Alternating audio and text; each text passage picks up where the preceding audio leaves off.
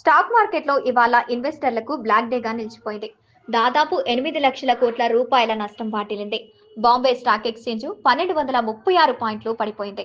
Nifty సైతం 365 పాయింట్లు కోల్పోయింది. సెన్సెక్స్ భారీ నష్టాలను చూడటానికి 5 ప్రధాన కారణాలు కనిపిస్తున్నాయి. ప్రాఫిట్ బుకింగ్ గత 3 రోజులు మార్కెట్ వరుసగా లాభాల బాట పట్టింది. ఆ లాభాలను బుక్ చేసుకునేందుకు ఇన్వెస్టర్లు విపరీతంగా అమ్మకాలు సాగించారు. కొత్తగా పెద్ద పాజిటివ్ న్యూస్ లేకపోవడంతో అమ్మకాలు ఊపందుకున్నాయి. సింపుల్ గా చెప్పాలంటే పెరిగిన మార్కెట్లో లాభాలు తీసుకున్నాయి. యుఎస్ ఫీడ్ నుంచి mixed signals. America central bank వడ్డీ రేట్లపై స్పష్టత ఇవ్వలేదు. వడ్డీ రేట్లు పెంచుతారా తగ్గిస్తారా అనే అనిశ్చితి ఇంకా కొనసాగుతూనే ఉంది. దీనివల్ల డాలర్ బలపడే అవకాశం, అలాగే ఇండియాకు వచ్చే విదేశీ పెట్టుబడులు తగ్గుతాయని మార్కెట్ ఒత్తిడికి గురైంది.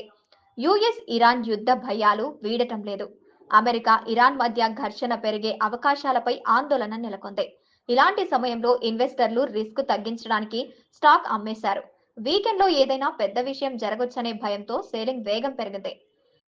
క్రూడ్ ఆయిల్ ధరలు పెరగడం, క్రూడ్ ఆయిల్ బ్యారెల్ కి $70 వద్ద ట్రేడ్ అవుతోంది.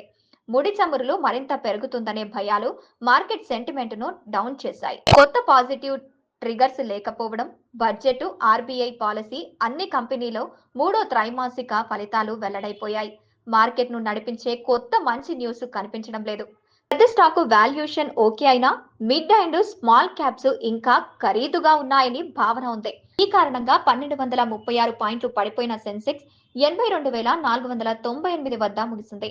నిఫ్టీ 365 పాయింట్లు తగ్గి 25,454 వద్ద క్లోజ్ అయ్యింది. Trade BEL, Mahindra and Mahindra, UltraTech cement లాంటి షేర్లు భారీగా నష్టపోయాయి.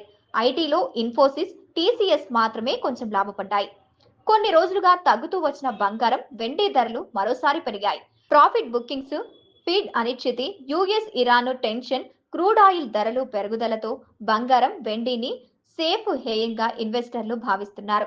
వీటిపై భారీగా పెట్టుబడులు పెట్టారు. ఫలితంగా తులం బంగారం $2,290 పెరిగింది.